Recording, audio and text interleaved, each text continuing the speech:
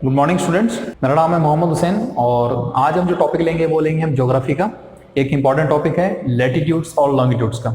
ये जो टॉपिक है ये आपके एग्जाम पॉइंट ऑफ व्यू से बहुत इंपॉर्टेंट है, चाहे वो कॉम्पिटिटिव एग्जाम्स हो या फिर स्कूलिंग में 6th और 7th class CBSE RBC board कोई भी आपका।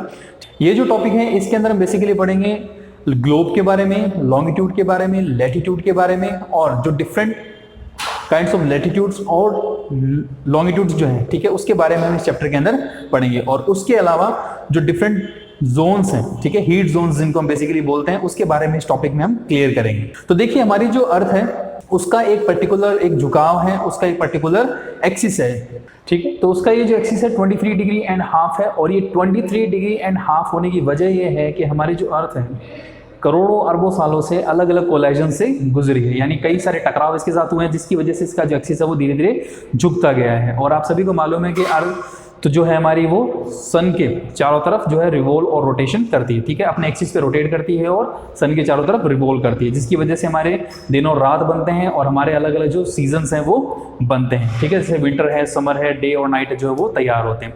तो सबसे पहले हम जो बात करते हैं वो ग्लोब की बात करते हैं। देखिए ग्लोब क्या होता है, आप सभी ने ग्लोब जो है उसका नाम सुना होगा कि ग्लोब होता है।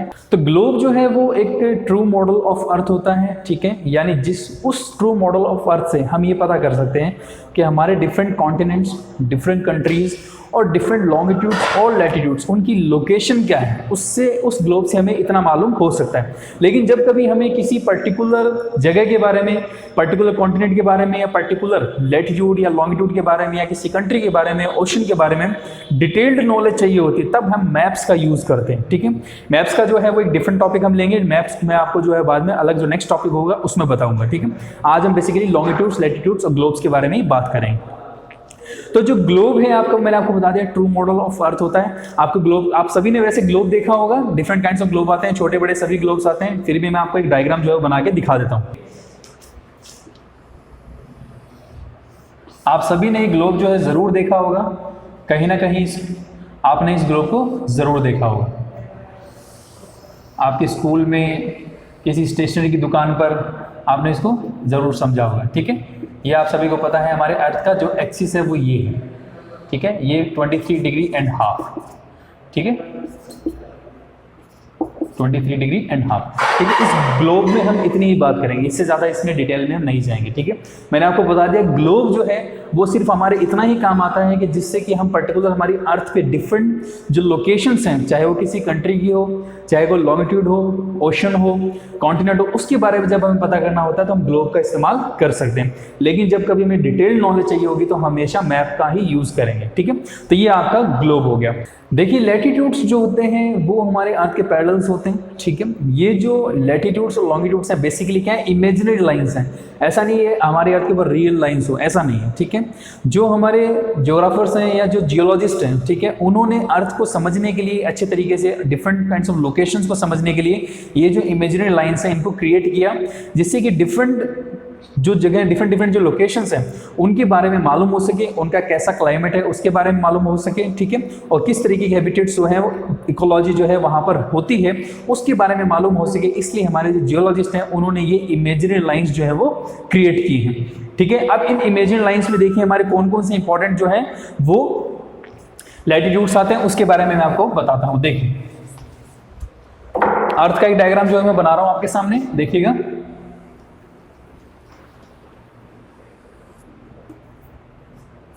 ठीक है, आप सभी को मालूम है कि अर्थ जो है वो इतना टिल्ट है, आपने ये तो देख लिया होगा, ठीक है। लाइन थोड़ी सी सीधी नहीं है, इसको सीधा करते हैं, देखिए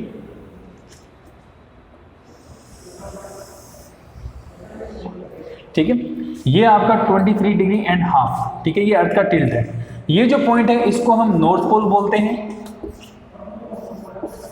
और ये जो पॉइंट है इसको हम साउथ पोल बोलते हैं। ये अर्थ के दो पोल्स हैं जो कि आपको सामने नजर आ रहे होंगे, ठीक है। देखिए ये नॉर्थ पोल थोड़ा सा ऊपर चलेंगे, इसको थोड़ा लिख देते हैं।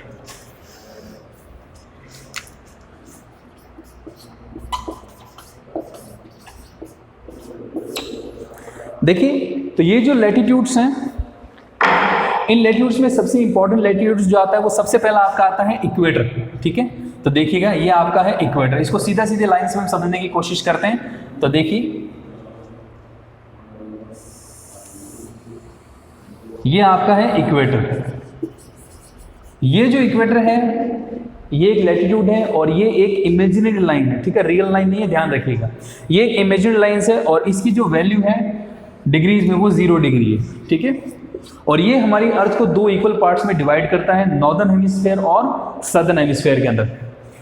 ऊपर वाला पार्ट है वो आपका नॉर्दर्न हेमिस्फीयर हो गया और नीचे वाला पार्ट हो गया आपका सदर्न हेमिस्फीयर हो गया, ठीक है।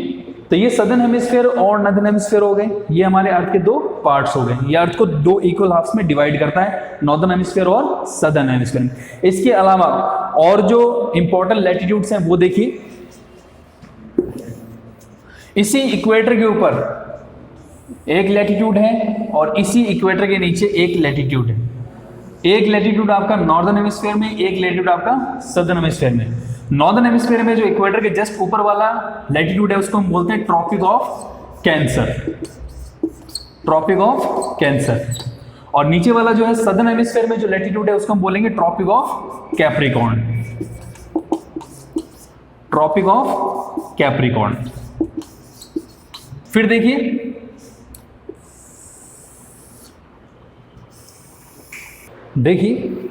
लैटिट्यूड्स के बारे में मैं आपको बता रहा हूँ। लैटिट्यूड्स जो हैं बेसिकली आपकी अर्थ की कुछ इमेजिनरी लाइंस हैं जो अर्थ को, ठीक है, अर्थ के बारे में है, जो पर्टिकुलर हमारी जो अर्थ है उनमें पर्टिकुलर जो लोकेशंस है डिफरेंट कंट्रीज़ की, ठीक है, उसको लोकेट करने में हेल्प करती है। प्लस अलग अलग जगहों का क्लाइमेट किस तरीके का है उसको पता करने में ये जो लैटिट्यूड्स हैं ये बहुत इंपॉर्टेंट रोल प्ले करते हैं, ठीक है।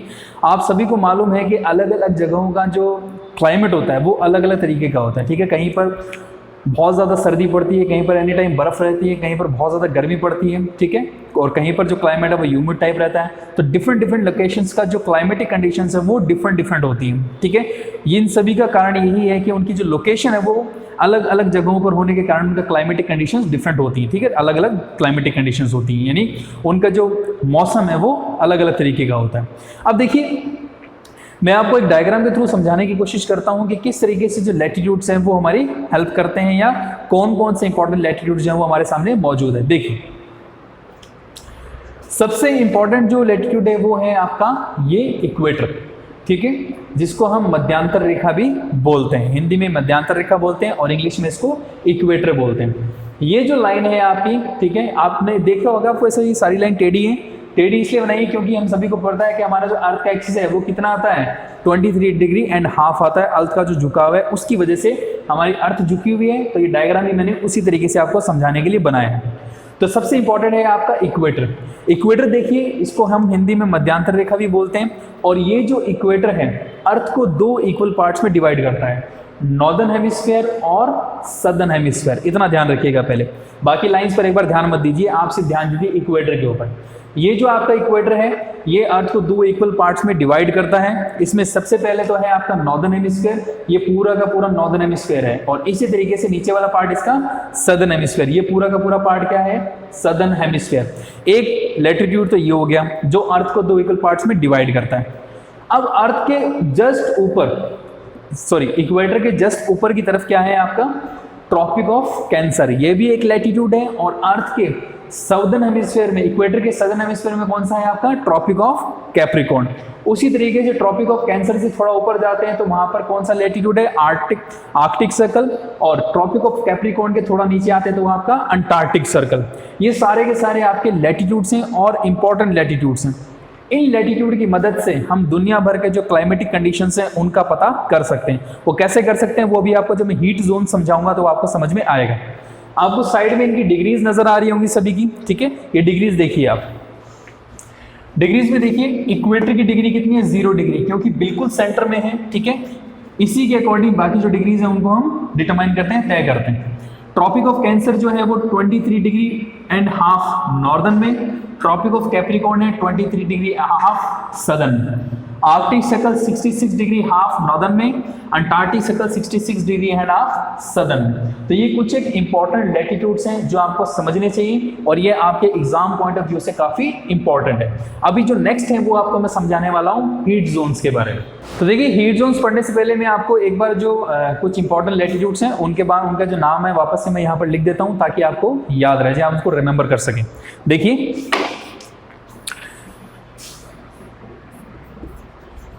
इंपॉर्टेंट लैटिट्यूड्स,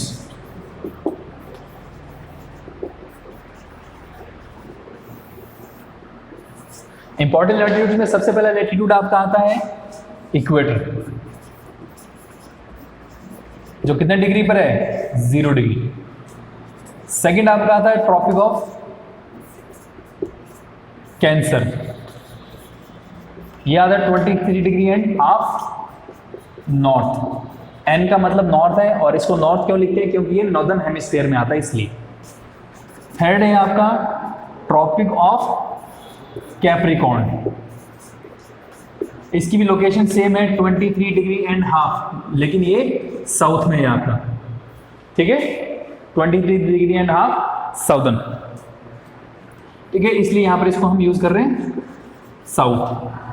फोर्थ आपका आता है आर्कटिक सर्कल, आर्कटिक सर्कल की लोकेशन है 66 degree and half north. N का मतलब है नॉर्थ और ये एन क्यों लिखा है, क्योंकि ये नॉर्दर्न हेमिस्फीयर में आते हैं, ठीक है, इसलिए इसको एन लिखा है।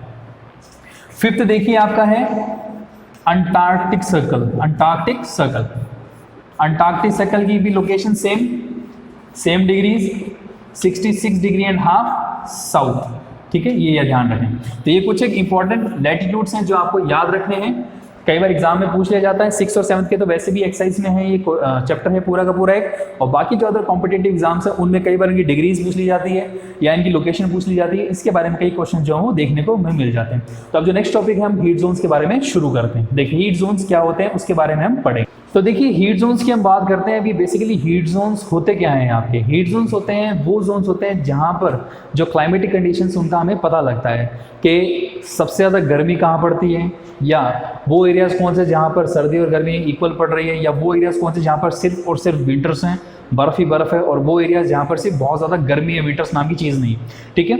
तो ये जो हीट जोन्स है हमें बेसिकली इसके बारे में हमें नॉलेज देते हैं। तो हमारी जो अर्थ है उसको 3 हीट जोन्स में डिवाइड किया गया है, ठीक है, जिसमें से आपके एक और टॉर्रिड जोन्स, एक है टेम्परेट जोन्स और एक है आपके फ्रिजिड जोन्स। ये 3 जोन्स हैं हमारी अर्थ के ऊपर मौजूद हैं, और ये जो 3 जोन्स हैं ये अलग अलग लैटिट्यूड्स पर मौजूद हैं। तो सबसे पहला जो जोन आता है वो आपका आता है टॉर्रिड जोन्स, ठीक है।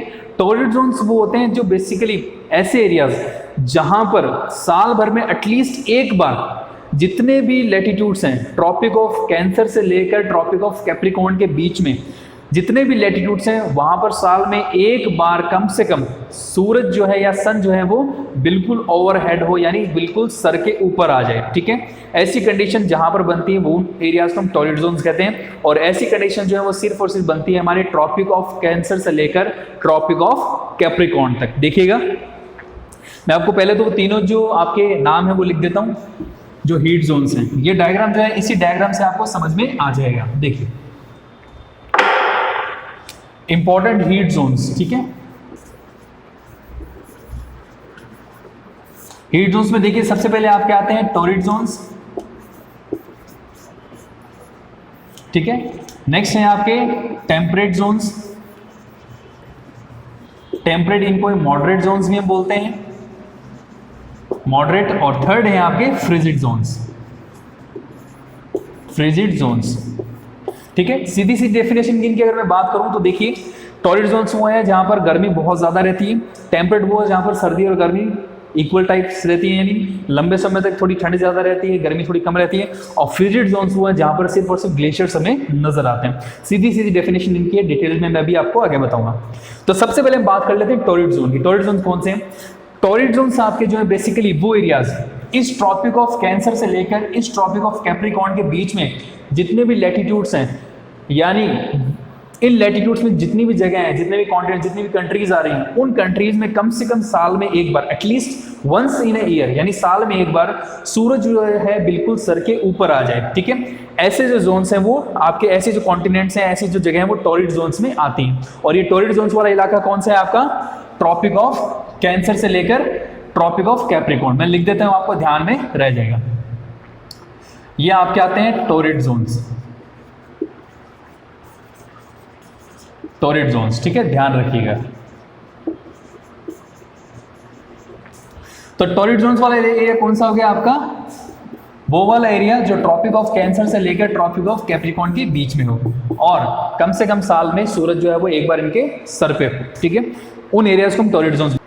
तो देखिए अब टेम्परेट जोन्स की हम बात करते हैं। तो टेम्परेट जोन्स में बेसिकली आपके वो एरियाज होते हैं, टेम्परेट जोन्स उन लैटिट्यूड्स के में लोकेटेड होते हैं जहां पर बेसिकली जो सन की जो रेज हैं वो डायरेक्टली ओवरहेड कभी भी नहीं गिरती, वो स्लैंटिंग टाइप में गिरती, यानी टेढ़ी गिरती। क्योंकि ऑब्वियस सी बात है, जैसे जैसे हमारी अर्थ में हम नीचे की ओर आते रहते हैं, नॉर्दर्न हेमिस्फीयर में जाते हैं या सदर्न हेमिस्फीयर में आते हैं, ठीक है, तो वैसे वैसे अर्थ की जो रेज है वो क्या होती जाती हैं? तिरछी होती जाती है, वो डायरेक्टली ओवरहेड नहीं गिरती।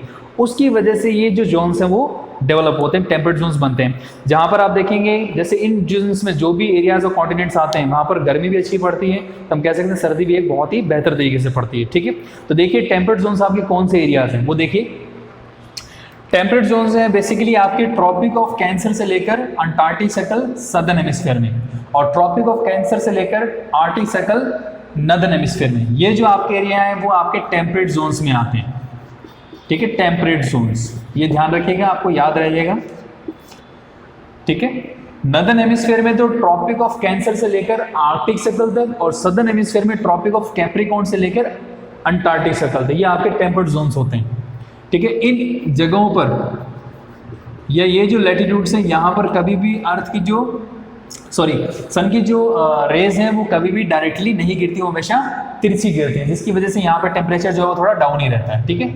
इसलिए इनको टेम्परेट जोन्स या मॉडरेट जोन्स हम कहते हैं। तो देखिए फ्रिजिड जोन्स जो हैं वो आपके कौन से जोन होते हैं? फ्रिजिड जोन्स वो होते हैं जहां पर जो सन की जो रेज हैं वो डायरेक्टली नहीं गिर पाती, ना स्लांटिंग इतनी ज़्यादा गिरती है ना डायरेक्टली, जिसकी वजह से वहां पर हीट जो है यानी गर्मी जो है बहुत कम पहुंचती है। उसकी वजह से वहां पर हमेशा any time of the year वहां पर हमेशा ग्लेशियर्स या बर्फ जो है वो जमी रहती है। आपने देखा होगा, नाम सुना होगा आपने अंटार्कटिका वगैरह का, ये सारे जो है वो आपके फ्रिजिड जोन्स में ही आते हैं, ठीक है। तो ये जो फ्रिजिड जोन्स हैं, अगर हम अर्थ के लेवल की बात करें तो यहाँ पर मौजूद है। देखिए नॉर्दर्न हेमिस्फीयर में तो ये आपके हैं अंटार्कटिक सर्कल से लेकर नॉर्थ पोल तक, ठीक है, ये आपका पूरा फ्रिजिड जोन है। और सदर्न हेमिस्फीयर में आपका अंटार्कटिक सर्कल से लेकर साउथ पोल तक, ठीक है, ये आपका पूरा का पूरा फ्रिजिड जोन आता है। मैं इसको लिख देता हूँ दूसरे कलर से ताकि आपको ध्यान में रह जाए। ये आपके फ्रिजिड जोन है, इनको हम फ्रिजिड जोन्स बोलते हैं। और फ्रिजिड जोन्स क्यों बोलते हैं? क्योंकि यहाँ पर any time of the year आप चले जाइए, पहली बात तो यहाँ पर कोई हैबिटेट है ही नहीं, इंसानों की जो हैबिटेट वो बिल्कुल भी यहाँ पर नहीं है, ठीक है। तो ये जो फ्रिजिड जोन्स हैं आपके, इन फ्रिजिड जोन्स में any time of the year जो है वो बर्फ जमी रहती है, ठीक है, ग्लेशियर्स यहाँ पर जमे रहते हैं। क्यों जमे रहते हैं? क्योंकि यहाँ पर अर्थ सन की जो रेज है वो नहीं पहुँच पाती, डायरेक्टली कभी भी नहीं पहुँच पाती, बहुत लेस पहुँचती है, यानी बहुत ही कम पहुँचती है, और उतनी यहाँ पर गर्मी पहुँचाने के लिए नाकाफ़ी होती, इनफ नहीं होती। इस वजह से इनको फ्रिजिड जोन्स कहते हैं, ठीक। कोई भी आपके क्वेश्चंस हो, कोई भी क्वेरीज हो, आप कमेंट्स में अपना कमेंट जो है वो कर सकते हैं। Thank you, have a nice day.